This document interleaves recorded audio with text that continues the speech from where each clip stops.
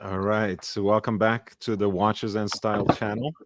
This is your host, Young Brando, with a very important guest that I'm privileged to have on the channel today, the captain, otherwise known as Captain Subby, otherwise known as Captain My Captain. How are you, Captain? Can you hear me? I can. I was having a little technical difficulties. This has been some buildup. You're too kind. You're too kind. Thank you so much, young Brando. It's a privilege and an honor to be here on your show, um, which is just I call you the maestro now. That's my new name. So get Thank you. used to it. Thank you. I Always appreciate that. learning, always learning, and you're always educating everybody in the community who tunes into your channel. So subscribe. Thank And you. you have other Patreons and whatnot, and I really, really appreciate it. I try my best. I come prepared. I was a little late tonight, so I sincerely apologize. It's all my fault, but we're here. Um, just to give you guys a little bit of a background, both because I was really excited and I wanted to support my friends Eric Wind and Jack Carlson when the 2022 collaboration between Seiko 5 and Rowing Blazers came out. I got myself the blue version that I'm actually wearing now. beautiful. Let me see. And I also got an entire set. Um,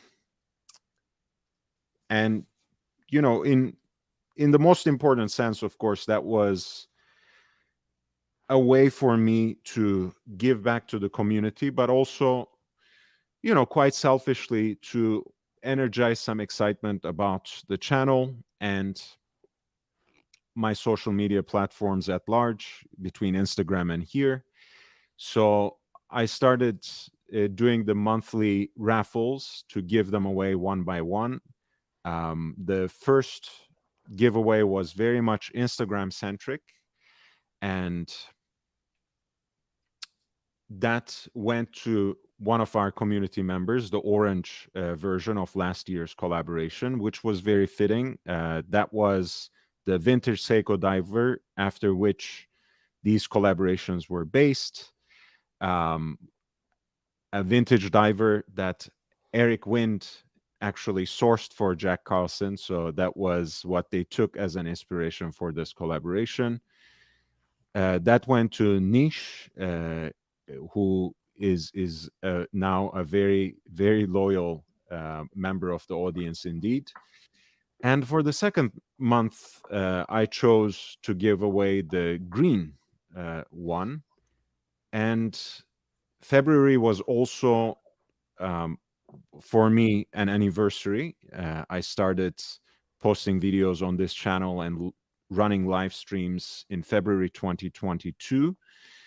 So I decided that I would do something very YouTube centric. So everyone who sent in a super chat, the first and last super chats of each live stream were entered into the raffle with a unique number. Um, we received, of course, some catastrophic news from the Middle East at the beginning of the month on February 6th in the morning. An earthquake that was right at the border of Turkey and Syria, and that put me overall in a very bad mood. But of course, life went on in a certain way. But I decided, instead of running a live stream to celebrate the channel, which I just couldn't bring myself to do, perhaps we could run a live stream where every single one of the super chats would actually get a number in the raffle, and that's where the captain comes in, because he was so nice, so generous, so gracious to come in and make a donation. The entirety of that live stream actually directly went to the UNICEF to take care of the children who were left homeless, a lot of times um, without even their parents, bereft of their family. And that's something that's very personal to me as well, having grown up without a father. I really feel for that situation especially. um and these things have an interesting way of working out. So we had the Google random number generator pick a number, and that number was the captain's number. How do you feel about that, Captain? Well, it's always, I guess it's always nice to win. I was kind of shocked because you enter into a lot of different raffles, and the reason that I did it, and number one, um, thanks to young Brando for his generosity in doing a charitable deed, as a result of the tragedy that happened, and the victims in Turkey and Syria, in that horrendous um, earthquake. Um, I liked the message, and and I visit the channel quite often to uh, learn about different pieces or auctions, and just the knowledge and the day in and day out grind that YB does, um, is certainly appreciated. And it was really not about the raffle for me, or the giveaway. It was just the fact that he was using the platform for good, and I believe in karma, and I think that if you do good things and put that out in the universe, you will be rewarded. May not be right away. May you have to have patience. Maybe years down the road, and it may not be monetarily rewarded, but in some way you feel good about. I feel good about doing charitable things, and so this certainly spoke to me. And so the bonus was, actually being selected in the random number generator. And so I think I was notified from my good friend Ali Reza, the Watch Sasquatch, who also I think may have been on speaking with you Yeah. during that live stream. Well, So I he's also connected as I well. also bothered you a little bit on Instagram, I think, sending a series of DMs when when you did actually win. Yes, but I had others telling me as well, saying, jump on the show. You won," and I was like, "I won." It's kind of like when you get those lottery tickets and you're playing them just for lack of something to do, something better to do, and your statistical odds of winning are infinitesimally small. Um, and someone, I guess you have to be in it to win it. But again, um, it's about giving back, and I think that a lot of folks. There's a lot of charity going on in the watch community, the watch world for sure. Um, but I certainly think it sent a great message, and for obviously the victims to help them as well. Uh, you know, was just great, and in this kind of watch community or watch journey, I think it's important of why we're in this hobby, why we have a passion, for this, for horology and for watches, and I think if it has a greater meaning, that's a plus. Yeah, so this was our little tribute.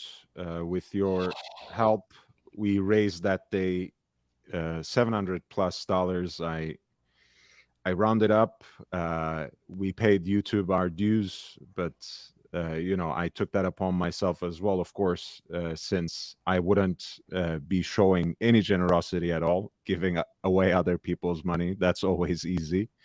Um, and we sent that directly to UNICEF, and they were nice enough to send us this tribute letter back to the supporters of young Brando, which is you and this channel obviously would not have been anything. This platform would not have even existed if it weren't for the persistent support of many, whether it is just by hitting the like button, um, interjecting in the chat, um,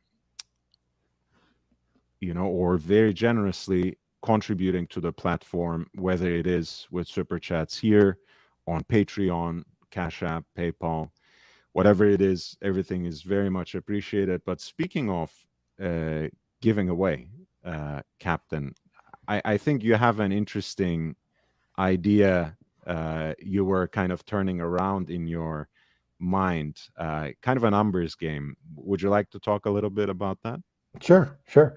Well, so we'll, I guess we'll get to the formal unbox, but folks already, if you don't know, and you should, because the thumbnail clearly says what you know what piece we're talking about. And YB, you may have mentioned it earlier in the stream, the exact piece. I'm not sure. I don't remember.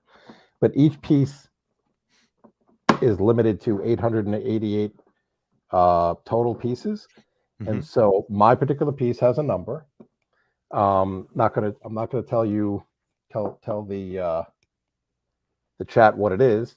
And so I was going to ask whoever is in the chat who lives in the United States, and I have to limit it to the United States just for delivery purposes and shipping purposes. I was going to ask each of you to put a number in the chat, and up to 888, and whoever in the lower 48 in the United States, whichever person by the end of the unboxing portion, because I'm probably going to have to jump off afterwards, as Lord continues his show. But before I go, we will see who got closest, and I will be doing a giveaway, and I will be giving away a Rolex pouch. I don't want to ruin it, but it's a green one watch travel pouch that is officially Rolex, and I'm having a hard time. Here it is. And this is called, in my view, paying it forward, because YB,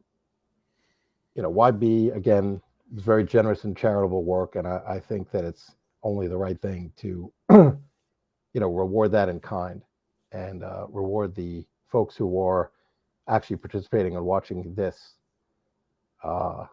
episode right now, this live stream. So we appreciate it. So you get the pouch, and you only get obviously one number per person. So okay, so they are coming in quicker than drawing. Guest 777, JJ guest 99, Turkey Vulture has 469, and I think Captain had the right idea there. We can take in the guesses and maybe slowly bring out the box for the unboxing, and we'll move from there. But as Captain mentioned, this collaboration was a limited run of 888 pieces for each color. They have just released 4 new fire colors, by the way. So check that out as well. I will send in the link. This is the original tin can in which every single example is presented. Yeah, very nicely done, by the way. And I have to tell you, I know you are into design, fashion brands, clothing, and obviously your relationship with Eric Wind and Jack Carlton. Yes, the CEO of Rowan Blazers. You know all about this brand, and I did not know anything about this brand. And I learned a little bit before I came on. I did a little bit of research, and if I'm not mistaken, YB, this is part of the Rowing Blazers kind of design. This it's Yeah, kind of red. so let me bring myself back in. I'm actually wearing the NATO strap version of that pattern Oh on wow! this watch. Oh, that's so cool. That's actually um, patterned after the regimental stripes of the Royal Artillery. So it's a little bit of a Hmm. it's a little bit of a stolen valor, you might say. But it's such a cool design, and it does mesh well with the ethos of the brand, because Rowing Blazers, even though it literally started with making rowing blazers, Jack Carlson himself is a world championship medalist, coxswain for the U.S. national rowing team. He also competed with Georgetown and later with Oxford as well. Hmm. Um, and he basically wrote this book, this historical book, being an archaeologist himself by training, on the history of rowing blazers, on the history of blazers that crews wore to these prestigious competitions. And Mhm, mhm, when when he didn't make the cut for 2016 for Rio for the US Olympic team, he just went ahead with this idea, with this crazy idea that he had in his mind. Like you said, perhaps after Seneca, who has that beautiful line, luck is when opportunity meets preparation, right? Jack was most certainly prepared. mhm, mhm, And with uh, he expanded that line. He did a lot of great collaborations on the way with such brands as Barber, Lanz's End, J Press, and built on that prep style and expanded it into something in a way much more contemporary, much more inflected by contemporary fashion, streetwear. So it's kind of a neo prep style. And as you probably know, American prep always kind of took certain elements of British style and did something else with it, whether it was by reversing the direction of stripes on these rep regimental ties, or by adopting different kinds of jackets, tweed, cashmere knitwear, and mhm, fuzzy Shetland sweaters and whatever else. So I feel this idea of borrowing from the signage and symbology of the British Empire is entirely fitting when it comes to rowing blazers, and that's a symbol of the Royal Artillery that they adapted. That sort of zigzag.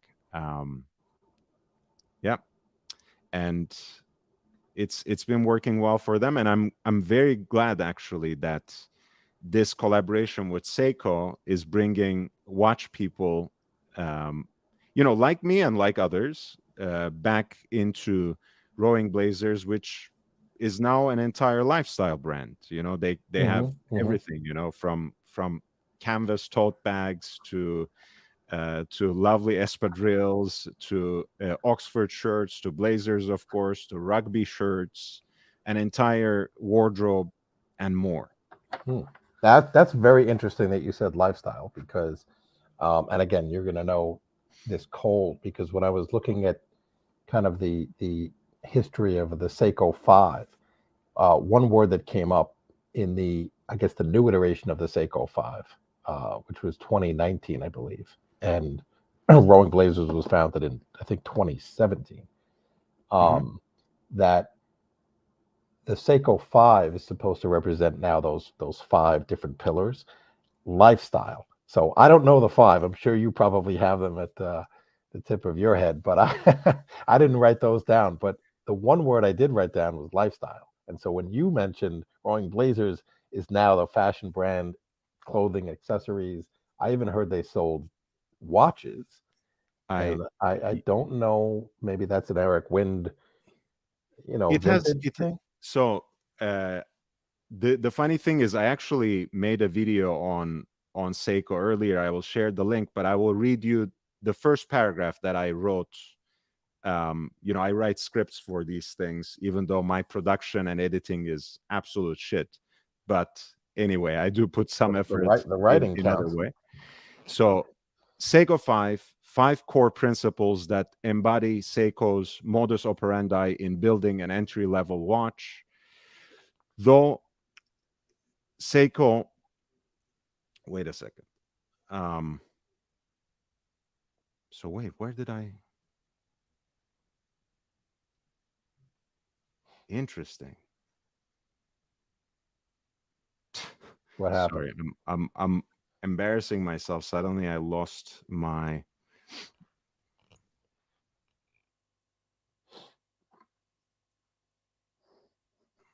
Oh, Jesus.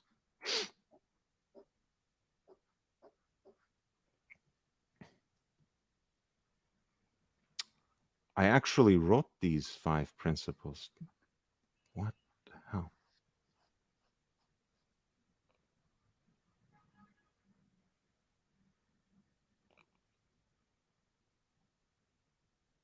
So while you're looking for Fascinating. that, You go. Yeah, you go ahead. I was just going to While fill I'm some. embarrassing I was going to myself. fill the dead air. No embarrassment here.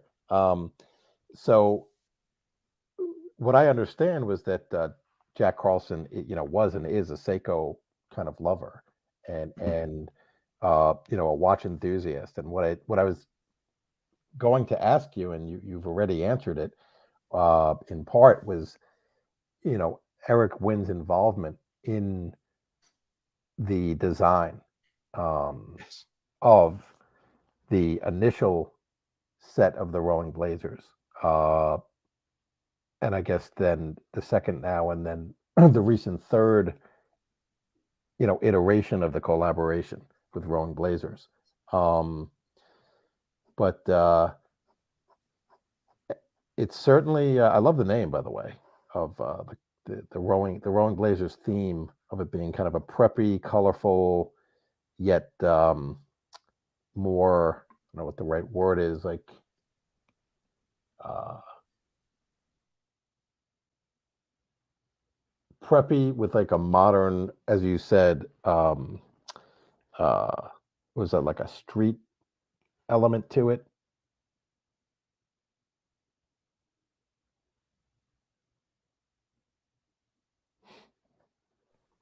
So Eric actually has a stake in the company. It goes that far, but Oh wow. very early on, before they started these collaborations, Eric was already basically curating Jack's own collection, and they started basically displaying and selling some vintage examples curated by Eric in their stores.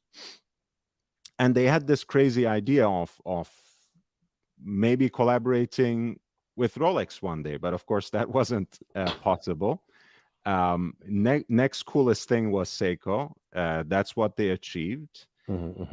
They actually, in the meantime, collaborated with the famous Parisian joint Harry's Bar on a Zodiac dive watch with a green dial that was again a huge hit and immediately sold out. And they did a friends and family thing with Tudor very recently. 100 black bays in this neon pink rowing blazer riding. I can show that in a bit too. But yeah, they are getting close. Yeah, Maybe yeah. maybe one day they will even convince Rolex to do something with them. Who knows? Jack can do anything he sets in his mind He to. puts, yeah, he's one of those guys. And I know Eric was a Georgetown graduate. So, I um, think, I honestly, I never really asked them, but I think they must have met in college. But I know they are old friends yeah, makes because they sense. both went to Georgetown. Yeah. Yes. And was the Winklevoss twins involved in this in any way? And the only reason why I ask is I was looking at uh, YouTube videos and discussions when Right. the release came out, and someone, and I'm not going to name the channel, just dropped that in there as if the Winklevoss twins, who were rowers, I guess at Mhm. Harvard. Yes. Um, I don't know if there's any tie-in, but I thought I would ask if you knew.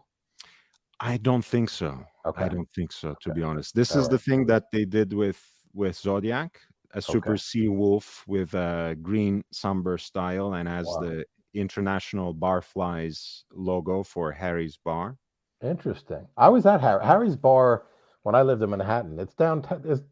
I'm pretty sure there was, probably still is, a Harry's Bar in Manhattan, Right. This is, right? I mean, Downtown. they have one in Venice as well. The Hmm. Parisian one is the original. Yes, yes.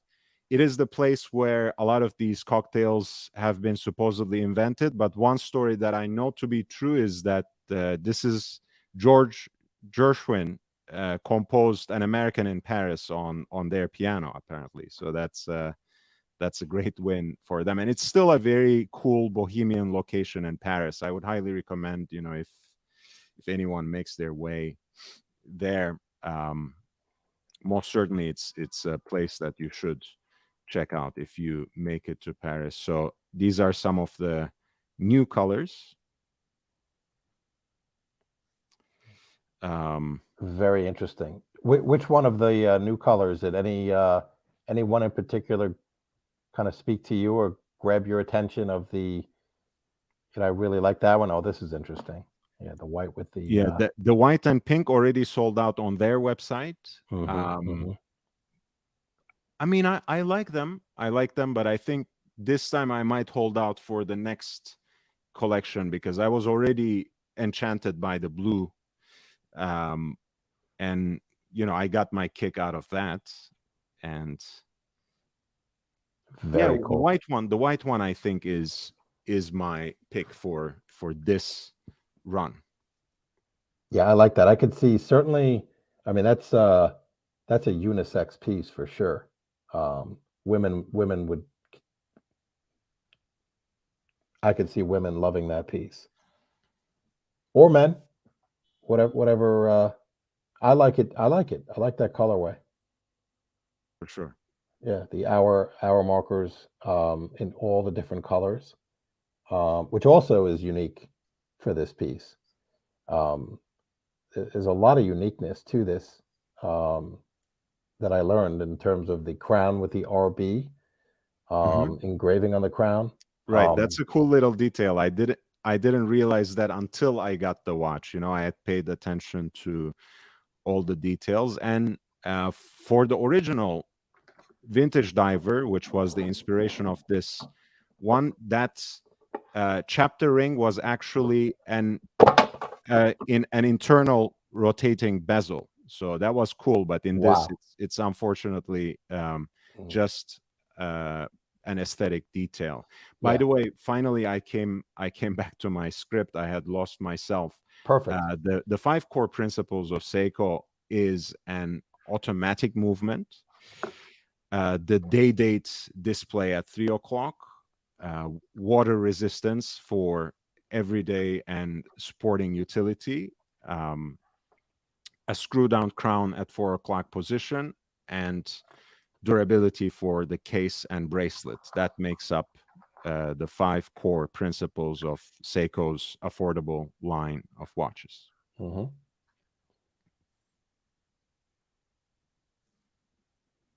Excellent. Um, so let's do the proper unbox. Um, and do you know how sometimes on I guess you didn't have this. You're allowed to on StreamYard or YouTube. Hmm. You could put a slogan under your name. Right. Have you seen that? Let's see if I think we should be able to do it, I So believe. yeah, I wasn't able to. I don't know why. I didn't see it in the display, but it it really doesn't matter because I'm going to tell you what it is anyway. So Please do. I don't want to put you to work. You've done too much already. Um, Tempest. Oh, it's something I had to turn on. Now it's turned on. I think now you Okay. can do it. Oh, wow. Okay. So I guess I'd have to, yeah, let me see the name display. Hold on. Yeah, edit name and headline. There you go. Thanks So for reminding me. I remember the function, hey, but I hadn't turned it on my channel. I could contribute one thing to this live stream.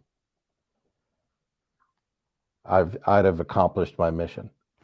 Nice. That's the slogan they used for this particular um campaign, and it's a Yes song, by the way, as well. Oh, is it really?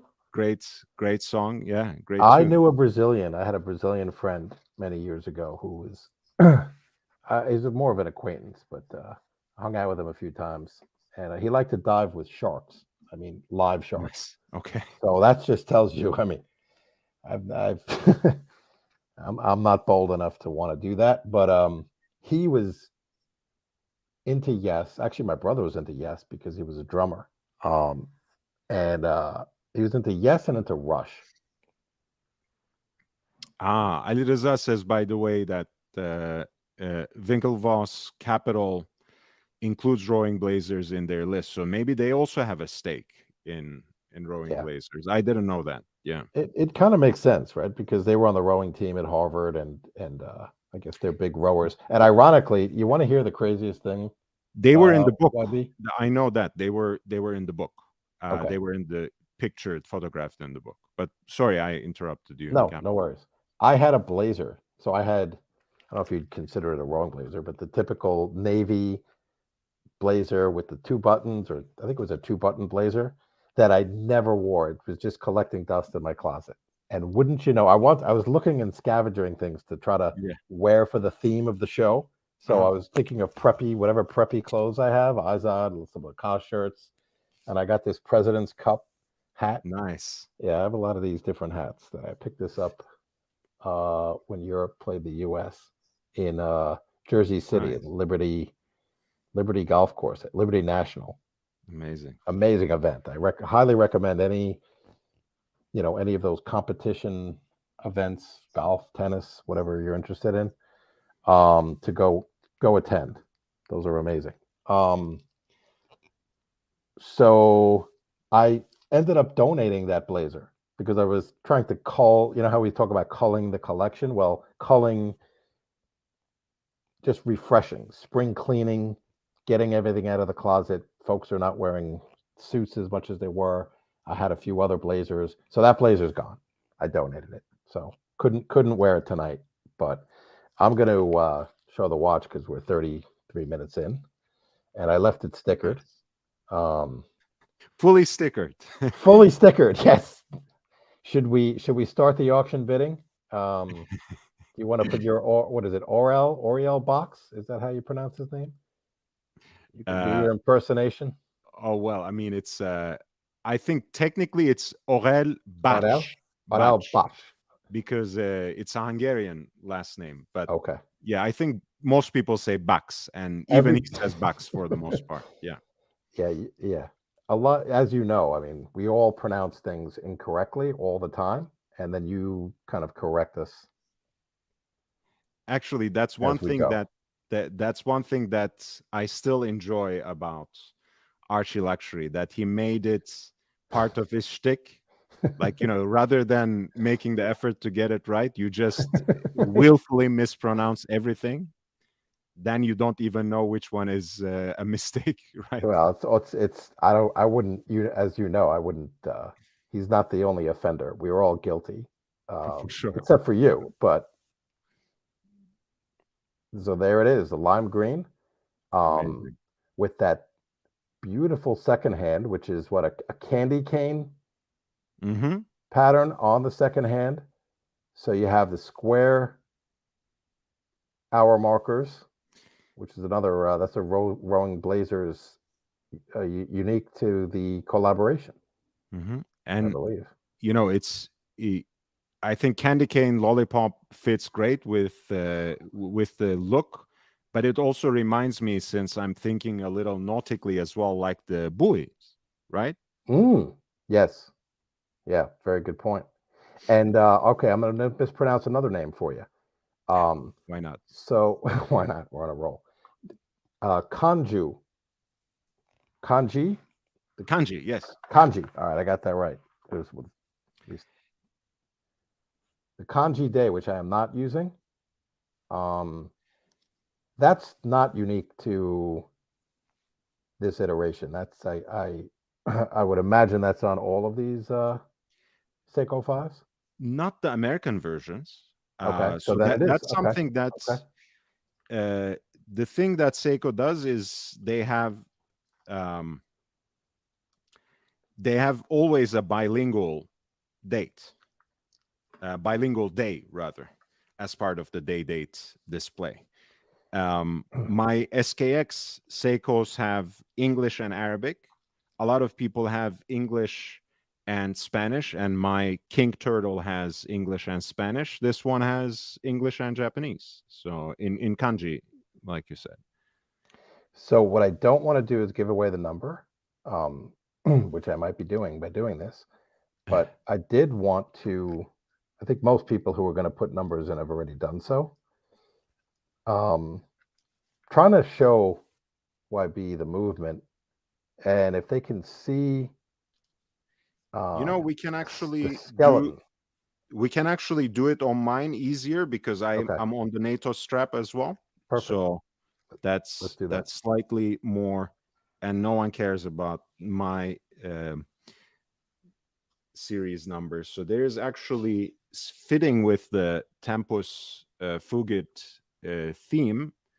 There is this pensive skeleton, which adorns the case back, which is transparent, um, which is an exhibition case back.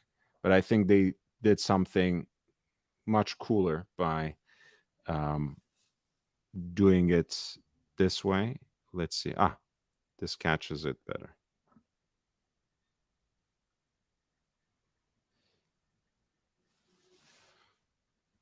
Back to you, Captain. Okay. So yes, that showed the skeleton, and I really like the way this movement looks. I am impressed. I This is my first, by the way, Seiko. I have not. Really? Yep, yep. I've never owned a Seiko before. Um, my brother had the SKX. I want to say it was a 30, the smaller one, 37 mil. I think it was an SKX.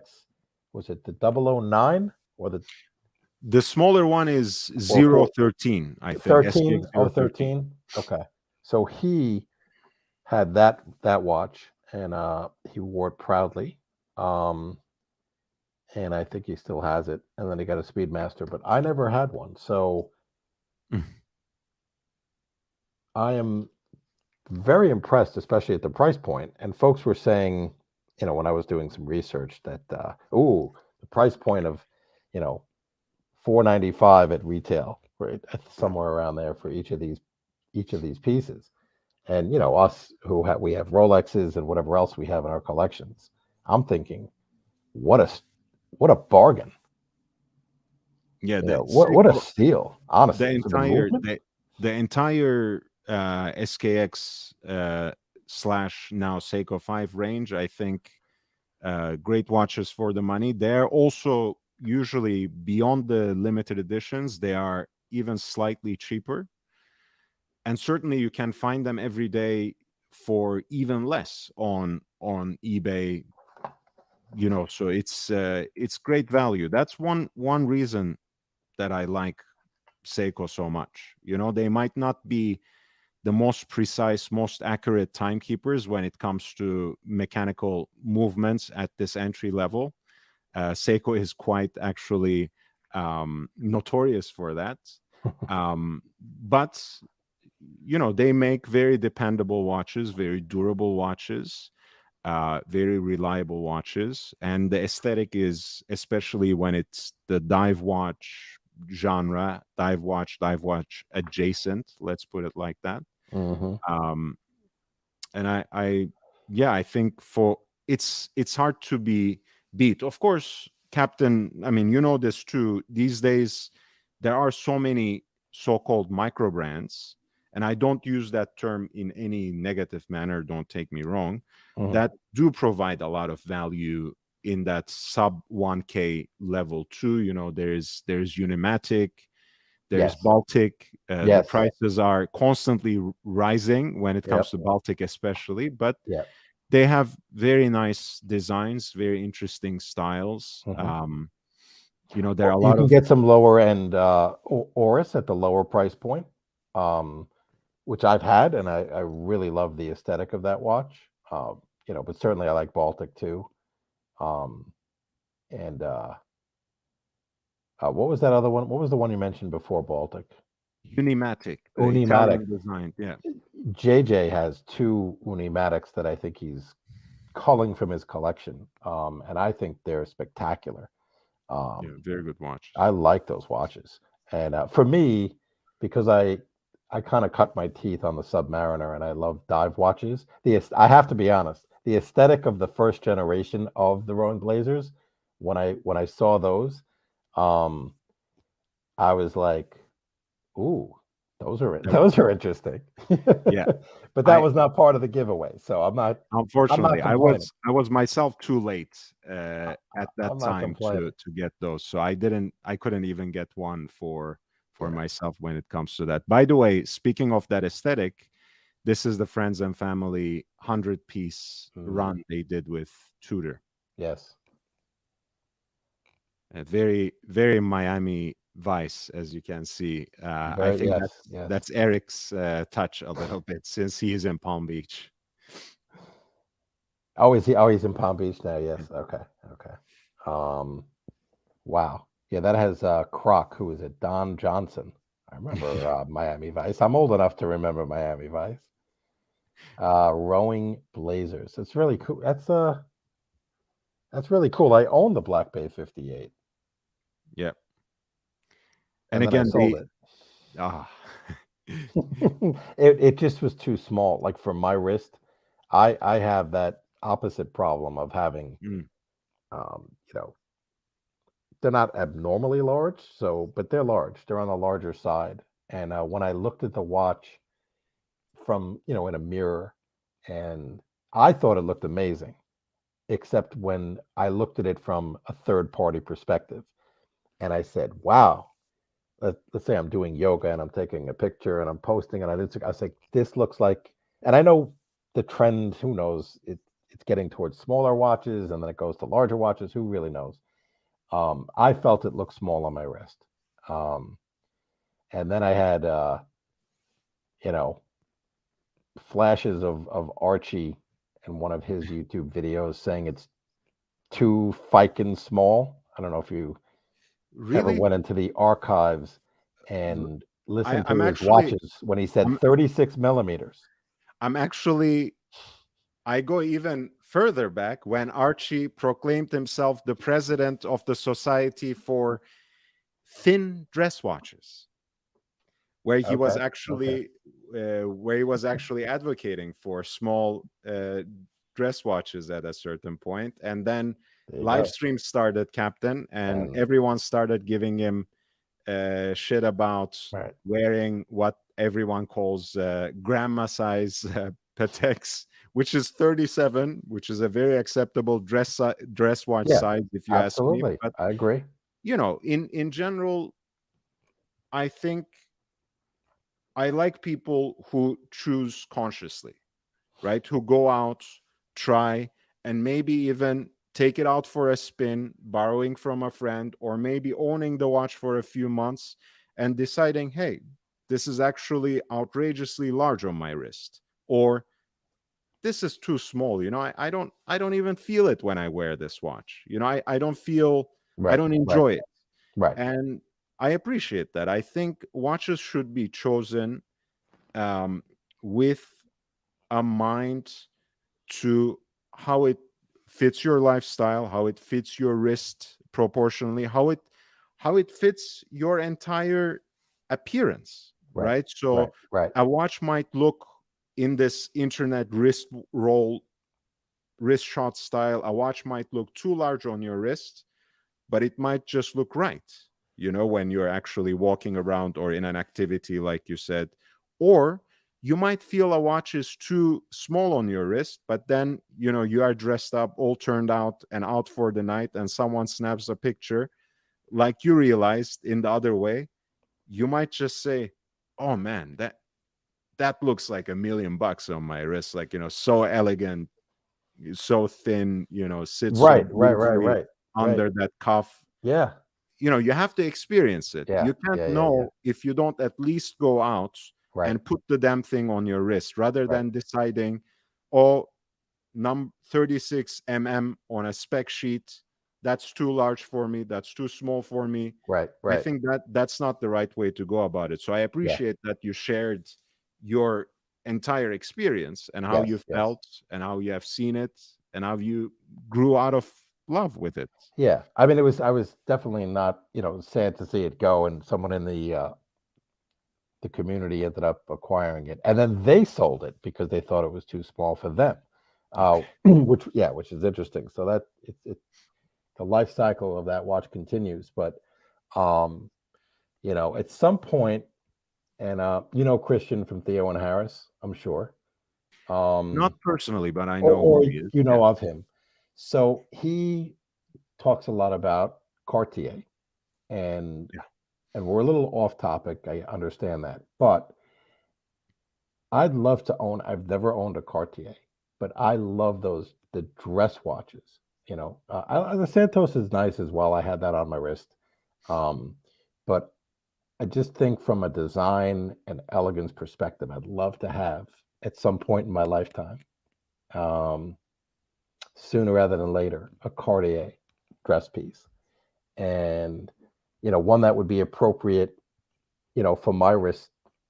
And I know they can run in all different sizes, but That's true. some of them are on the smallish side, and Christian shows ones that I think, from my comfort zone, I might be self-conscious about it if it were too small. But I did want to show on the Rolling Blazers one more, I think, little added piece was the NATO strap, that came with it, and it's this, I guess, purple and black NATO. With I call it the nightmare before Christmas. If you match it, like I actually love the way they chose NATO straps for these, because you know this is a watch for the watch geeks mainly. So we know how to go out and get a strap Yes, to match it exactly. They went the other way of choosing something they did. unpredictable, something a little different. Mine came with originally with a red, with a pale yellow stripe.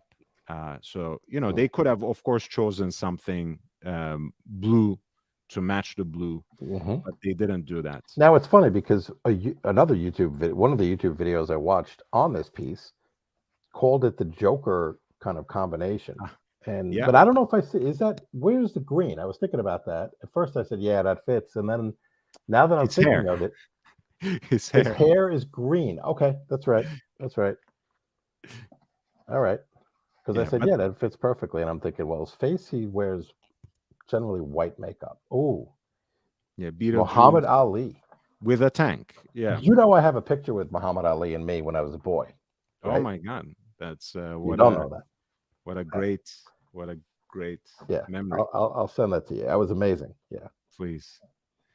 Um, that was amazing. Because I also like boxing, and I don't know if you follow the MMA stuff, or you're more of a I purist. don't know much about MMA at all, actually, Okay, but I'm still a huge boxing fan. okay. Yeah. Wow. So let's give people one more chance to take a stab at Captain's giveaway today, which is a Rolex pouch. As a quick reminder, this limited series of collaborations from 2022 with Seiko from Rowing Blazers were 888 pieces. So Captain's watch has a unique number behind it. And he said he will give away a nice Rolex travel case, travel pouch, to the person who gets it closest to that number. So far, we have a few guesses. Everyone gets one stab. Your friend Mikey sent in 555. Eric L sent in 43. Turkey Vulture sent 469. JJ sent 99. Quicker than drawing 777. One last hurrah. Yep, we'll give him a little bit of time. As I search to find the number. I am searching. Oh, here it is. I got it. Okay, let me write that down. Paul Wee has number 80. 80. Okay. That's a good number. Okay, I got it. Dweller Luke has 232. Okay. Keep them coming, guys. Keep them coming. Thomas Broadbent has 237. Turtle Very Knight nice. has 312. Thomas Burnett has 333. 333. Now, and 888 is the lucky 8 is the lucky number, right? For in Japan, is that accurate? 8, the number 8. I'm not familiar with that, unfortunately. Oh, I could have made it up. I somebody needs to fact check. I always say, giant disclaimer. Don't rely on that. Just I'm just putting that out there into the universe. It has to be based on something. There's definitely a reason they went with 888, other than it sounds good. In Japan, 2 main lucky numbers are 7 and 8. Curiously, unlike 4, the reason behind the 2's luck have nothing to do with their pronunciation. 7 is a lucky number in Japan, largely because of a significance in Buddhism. Additionally, 7 is used with 7 gods of luck. And then 8. If you look at the kanji for 8, which is like this symbol, apparently, hachi, you'll notice that it resembles the shape of a fan. As such, it is considered lucky. So, yes. And a lot of folks are weighing in the chat as well. Paul Wee, 888 is lucky in Asia. nice. Somewhere. And then your friend Mikey. Hi, Mike. Nice. Thomas said it maybe. John Chan, 888. Yep. And what's interesting is I have the Tokyo 2020 Speedmaster. And that was quote unquote limited to 2020 pieces, plus another 55 full sets of all 5 colorways. So it's a lot of pieces. But my piece, there is an 8. I think it's 678. The number of the piece. Interesting how you got that. John Chan's guess, by the way, was 65 earlier. Before I forget. Square. Oh, by the So. Yeah. The crystal on this is also somewhat domed. Yeah, ever so slightly. It gives that vintage vibe. Yeah. So now I can finally take the stickers off. But by the way, John Chan says, I'm from Singapore. Love your show. It's really a great honor, John. Singapore for me is one of the biggest capitals of watches, of course.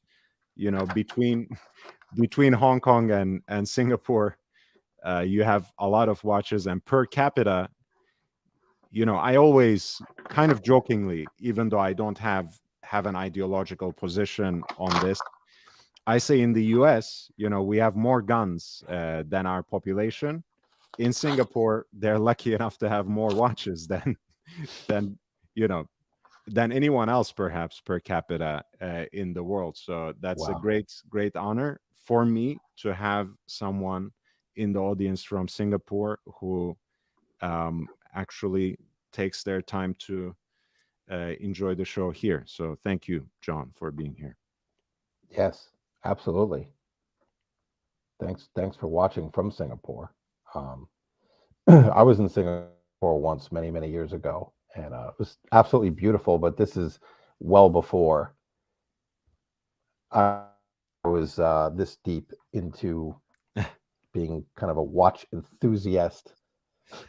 That trip could have raked in It a lot of cash, or at least a great collection for you, that's honestly, especially a while ago. Yeah. a while ago. Yes, yeah. If you were had the foresight, um, you could have done well.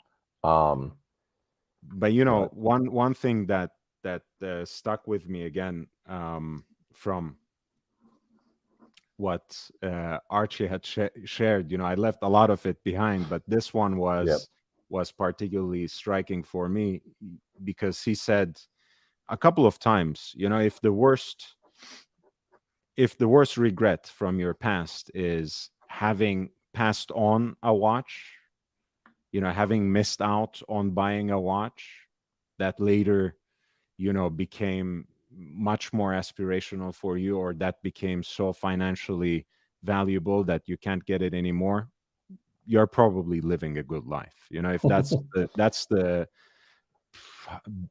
largest of your worries, I think I It's think true. we're all doing well. Yeah, I agree with that. Yeah, and sometimes I think I think you folks lose sight of that too. It's like at the end of the day, what are we talking about here?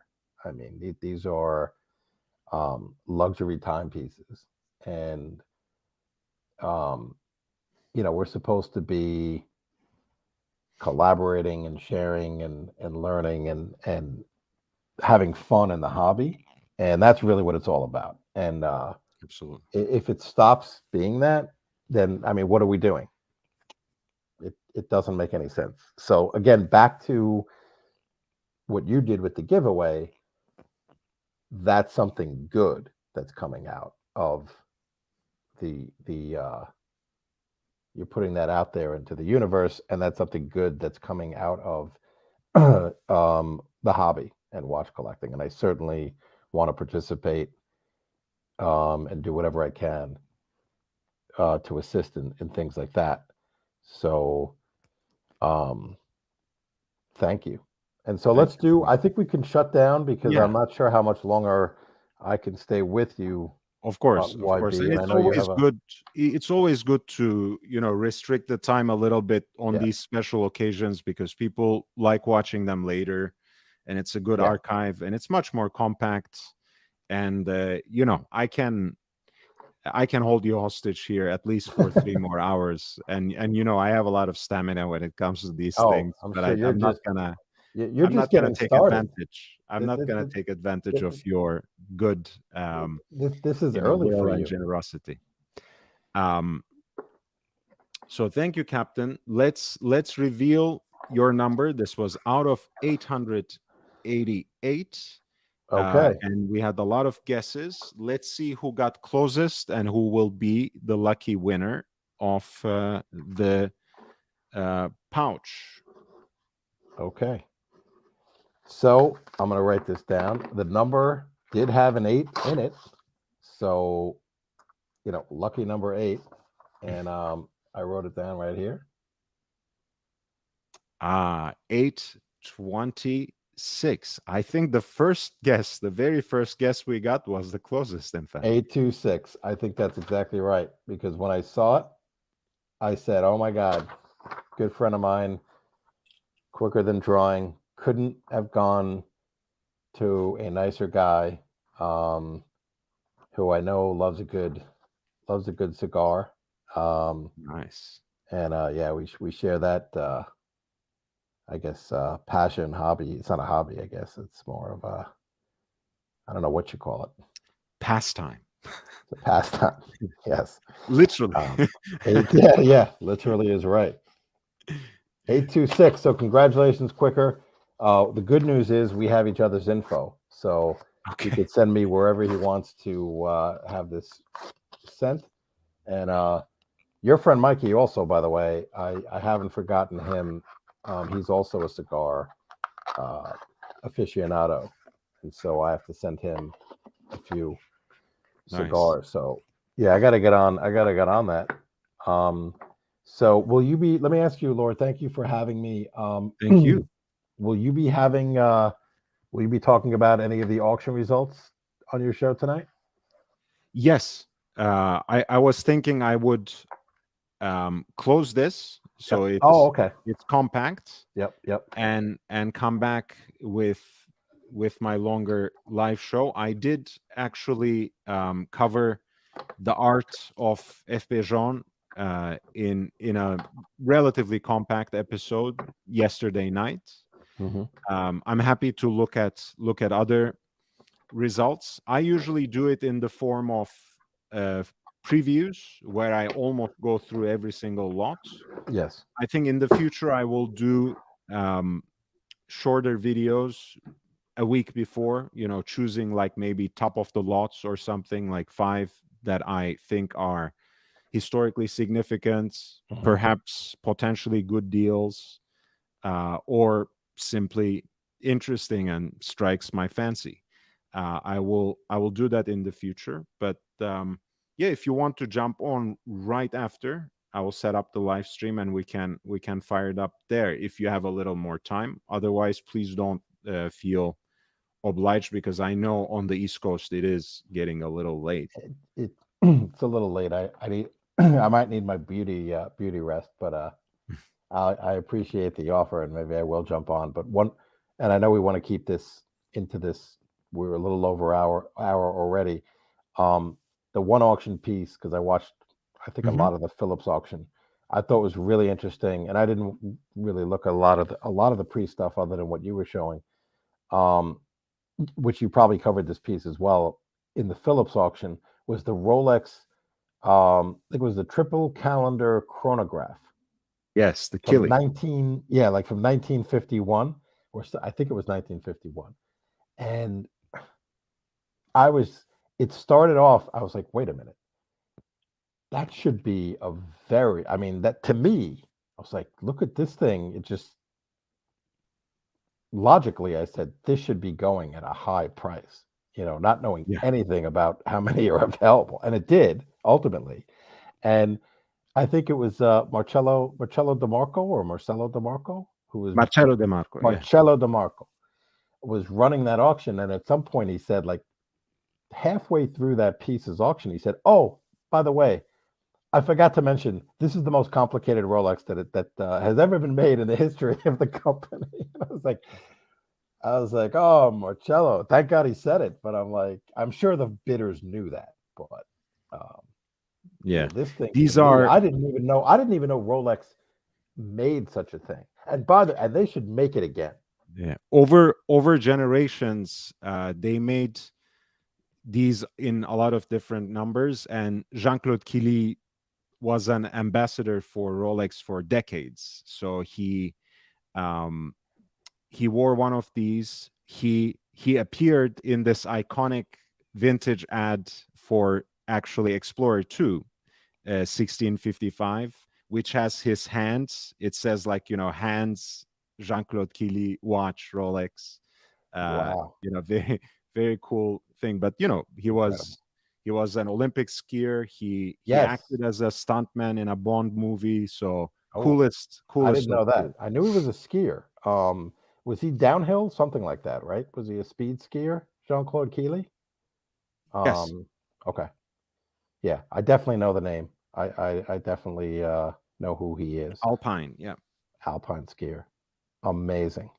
This watch to me, it's incredible. It's actually sad that they moved away from more complicated watches.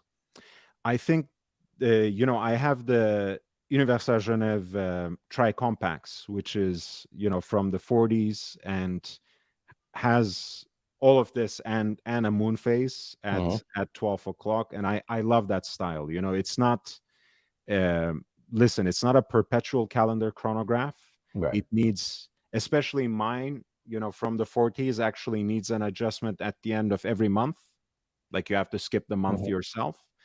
But hey, I don't mind. I think it's a very cool look. I like the whole design language that goes into it. Um, and I think, one thing Rolex doesn't like doing is going back. They have learned in time, though, to pay proper tribute to their earlier designs, their vintage designs. I mean, the orange hand, for example, that made a comeback in Explorer 2 was quite clearly, kind of a wink, wink, nudge, nudge to the vintage collectors. They have started more proudly displaying some of the iconic pieces. They have used Paul Newman's likeness excessively in introducing the 126-500, the new Daytona range. So maybe we will see, them coming back to these sorts of beautiful pieces that really blur the line between classy and dressy and sporty and dynamic and masculine. I think Jean-Claude Killy kind of brings all of that together. It's a beautiful watch. I love it in stainless steel too. I might even say I prefer it, but this is just supremely elegant. Agreed. Well said. And maybe they'll use the perpetual 1908 uh, model line as their canvas Maybe, for some of that. maybe. And Maybe. this is how much it sold for. Nice. 571,500 in Swiss francs. And I think that includes the buyer's premium. I think it does. Yes. This went, yes, it was around, hmm, because when they list it as sold and they sold for price, that should include the buyer's premium. Um, Hmm. when they say the sold price, but when I watched the auction, I know it hit 500,000. And Yeah. someone was saying on somewhere in the chat, like I thought the premium would they were saying the premium is 30%, which sounded high to me. Yeah, somewhere between, you know, it depends on the auction house, but at least 26. And Okay. there's Okay.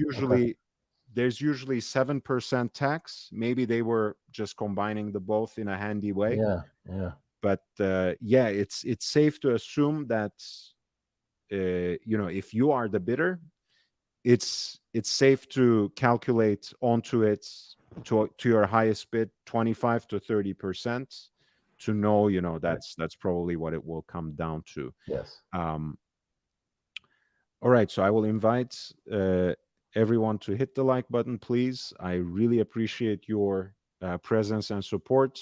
Congratulations to Quicker Than Drawing for um, winning this beautiful Rolex travel case.